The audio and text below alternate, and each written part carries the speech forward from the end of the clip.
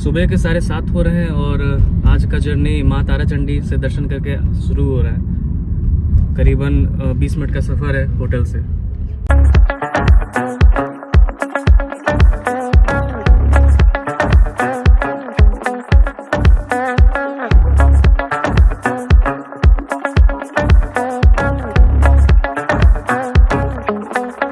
कैमूर पहाड़ियों की गोद में स्थित माँ तारा चंडी मंदिर बिहार के सासाराम का एक प्रसिद्ध धर्म स्थल है।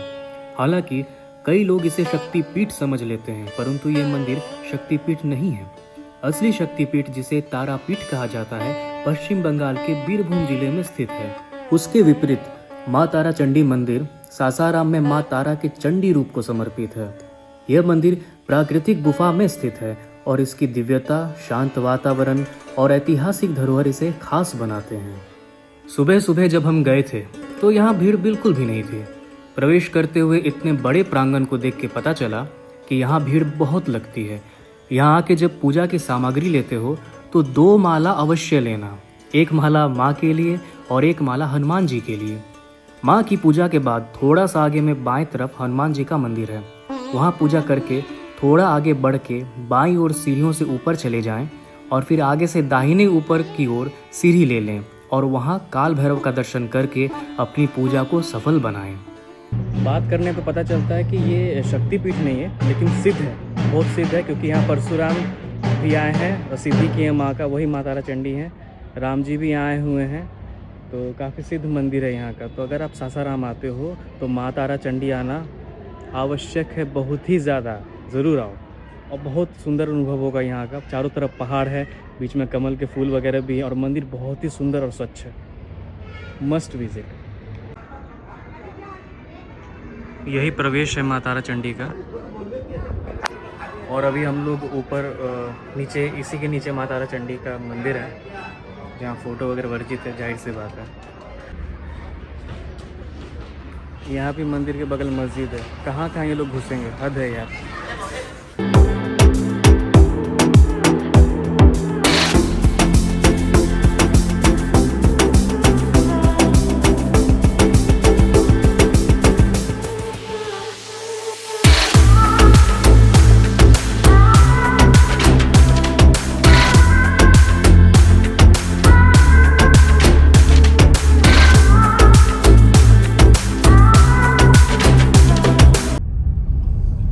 8:50 हो गए और अब हम लोग निकल रहे हैं तारा चंडी मंदिर से, जा रहे हैं तुतला भवानी वाटरफॉल की तरफ। यही है ग्रैंड ट्रंक रोड। जब इस पे चलो तो गौरवान्वित महसूस करो।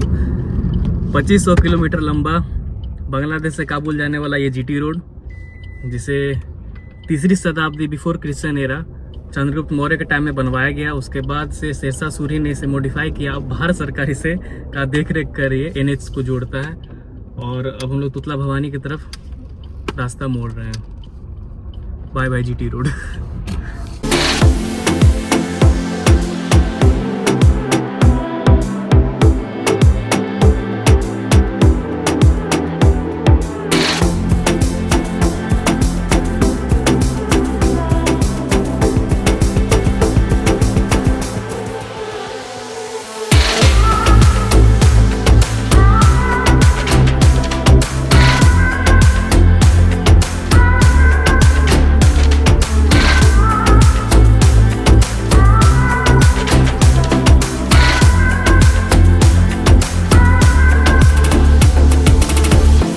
यहाँ आते ही मैं चाचा का आशीर्वाद लेके अपनी टुकटुकिया में 50 रुपए का चंदा देकर आगे बढ़ गया।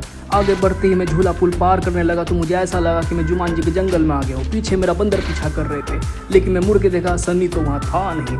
फिर मैं झूला पुल से उतरने लगा तो मुझे लगा इतने सुंदर जगह पे एक तस्वीर तो बनती है मेरे दोस्त। फिर मैंने स्वैग में अपना iPhone 15 Pro Max निकाला, फोकस किया और खिचक करके मैंने अपनी एक फ़ोटो उठा ली।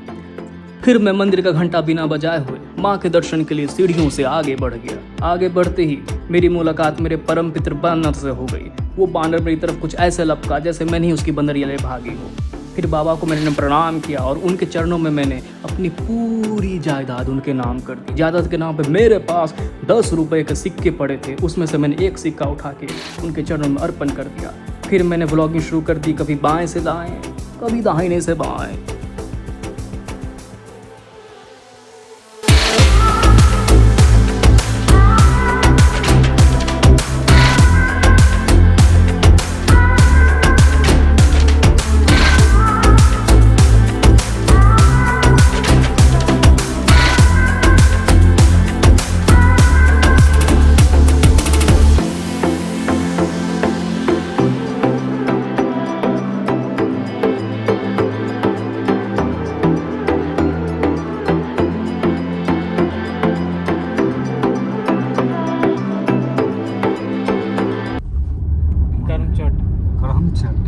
उसका व्यू अलग ही था। हाँ वो थोड़ा अलग ही था। ये जंगल वाला थोड़ा व्यू हो गया तुतला भवानी।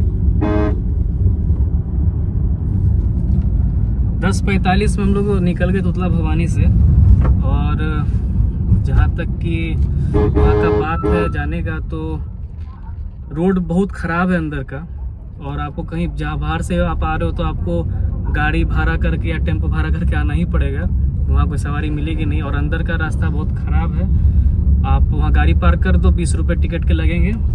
फिर कोई एंट्री चार्ज नहीं है, लेकिन फिर ऑटो का चार्ज है 10 रुपये पर पर्सन अगर आप शहर में जा रहे हो। क्योंकि एंट्री पॉइंट से फिर आपको वाटरफॉल तक जाने के लिए आपको वहाँ का लोकल जो ऑटो है और सरकार की तरफ से शायद जो भी, तो आपको उसको 10 रुपये पर पर्सन देने पड़ेंगे। अगर आप उसको रिजर्व करके जा रहे हो तो 50 रुपये देने पड़ेंगे टोटल।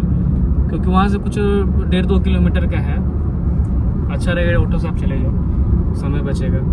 और वहाँ फिर पूरा झूला पार करके, झूला का फिर 5 रुपये टिकट है पर पर्सन।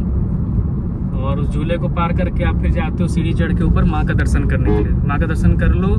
और फिर जो जा रहे नहाने वाने के पर्पज़ से भी तो अच्छा है कि आप नीचे झूला पार करके नीचे पहले नहा लो। गहरा है, कुंड गहरा है, तो सामने ही थोड़ा जितना नज़दीक हो सके वहाँ नहाओ। क्योंकि चट्टानें भरी पड़ी हैं तो अच्छा खासा चोट लग सकता है। और अभी तो ऑफ सीज़न है, तो ज़्यादा धार था नहीं, ज़्यादा फोर्स था नहीं। लेकिन हमको लगता है कि बारिश सीज़न में अच्छा खासा वहाँ पे प्रभाव होता होगा जलप्रपात का। तो थोड़ा संभल के और स्नान करके जाइए, माता का दर्शन करिए और फिर वहाँ से चलिए। तुतला धाम से माना जाता है काफ़ी यहाँ का विख्यात है, बहुत नाम है उसका, सिद्धपीठ कहा जाता है इसे। यही है का? यही शेरशाह सूरी का मकबरा।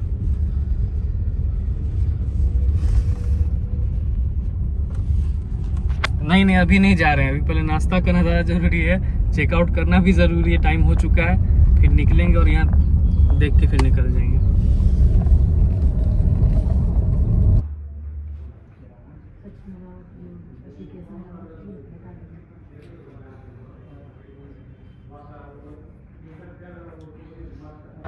बिहार के सासाराम में स्थित शेरशाह सूरी का मकबरा भारतीय इतिहास और वास्तुकला का एक उत्कृष्ट नमूना है।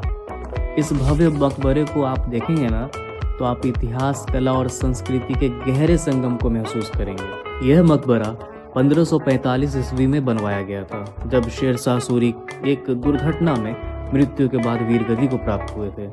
इसे उनके बेटे इस्लाम शाह ने बनवाया था। शेरशाह सूरी, जो मूल रूप से बिहार के सासाराम के निवासी थे, एक साधारण सैनिक से भारत के शासक तक बने। उनके शासनकाल में प्रशासन, कर प्रणाली और ग्रैंड ट्रंक रोड जैसे अद्भुत कार्य हुए। यह मकबरा उनकी महानता को ही सम्मानित है। इसके आर्किटेक्चर की अगर बात करूं तो ये एक ऑक्टेगोनल स्टेज के ऊपर ये केंद्रित है और ये एक आर्टिफिशियल लेक के बीच में है। यह मकबरा अफगान शैली की वास्तुकला का प्रतीक है, जिसमें सुंदर नक्काशी और लाल बलुआ पत्थर यानी रेड सैंडस्टोन का प्रयोग किया गया है। यहाँ की दीवारों पर कुरान की आयतें खुदी हुई हैं।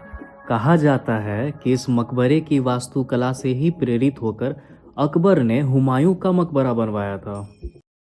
खैर इतना कुछ बता ही चुका। यहाँ बस 25 रुपये टिकट लगते हैं पर पर्सन एक इंडियन सिटीज़न के। और अगर आप प्रोफेशनल कैमरा लेके जा रहे हो तो 25 रुपये और एक्स्ट्रा देने पड़ेंगे। बाकी अंडर कंस्ट्रक्शन, अंडर रिनोवेशन है ये थोड़ा आर्कियोलॉजिकल डिपार्टमेंट की तरफ से। सुना हो कि पानी की थोड़ी सफाई वगैरह की जा रही है और इसे थोड़ा अच्छा लुक दिया जा रहा है। रखना भी चाहिए क्योंकि हमारा धरोहर है, इसे थोड़ा मेंटेन किया जा रहा है तो बहुत अच्छी बात है। और अभी पता चला कि लोग ड्रोन उड़ाने नहीं दे रहे हैं क्योंकि मे बी ASI वाले लोग मौजूद हैं जो भी, तो यहाँ तो लोग आके उड़ा ही रहे हैं ड्रोन।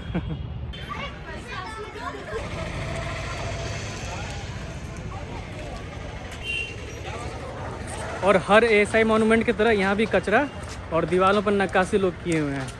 एएसआई वालों कम से कम इसको सुधार लो, और लोगों से भी ये अपील है।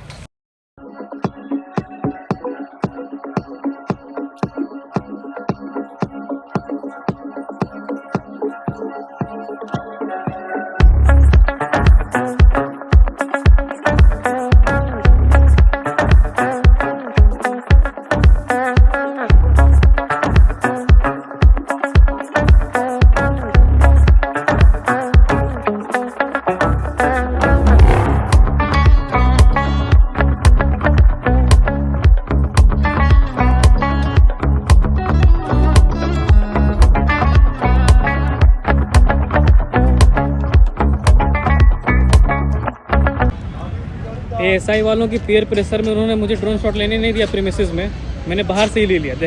देखा स्मार्टनेस।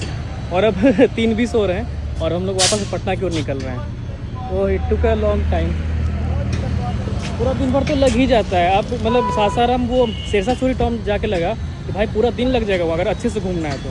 बहुत लॉन्ग प्रीमिसेस है भाई, उतना नहीं घूम सकता था। जितना हुआ आपने जान लिया, आपने देख लिया, एंजॉय। ऑलमोस्ट सब चीज़ तो मैंने कवर कर ही लिया और कुछ खास रहा नहीं। एक पायलट बाबा का आश्रम है जो नया है और बहुत छाया हुआ है, तो थोड़ा सा बाहर से ही दिखा देता हूँ। जबरदस्त है।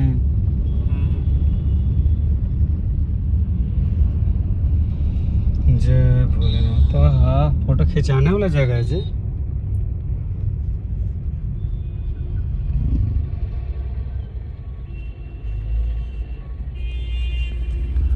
अब बस इतने में ही खुश रहो, अब ना हो पाई।